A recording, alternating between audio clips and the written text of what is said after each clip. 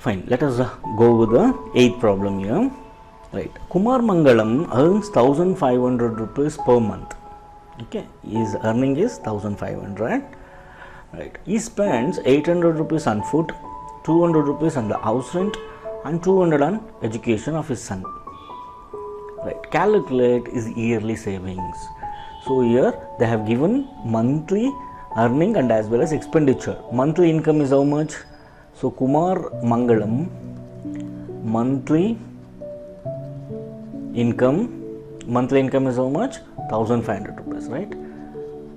Monthly income is 1500 rupees. Correct. Now he spends 800 rupees on food, and he is going to spend 200 rupees plus house rent, correct?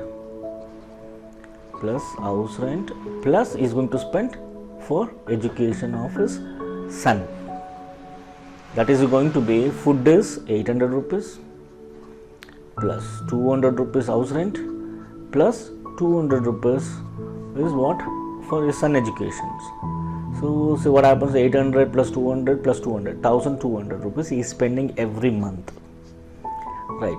Yes, monthly savings, that is Kumar Mangalam's monthly saving is equal to income, total income minus expenditure. Correct? Expenditure. His income is 1500. His expenditure is 1200.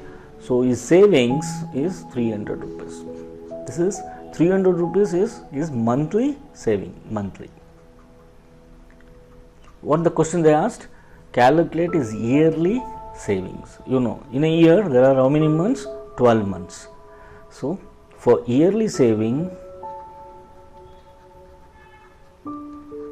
is equal to monthly saving into the number of months in a year, that is 12.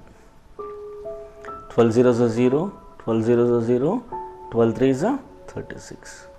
So 3600 rupees is going to save in a year. This is the answer. Fine.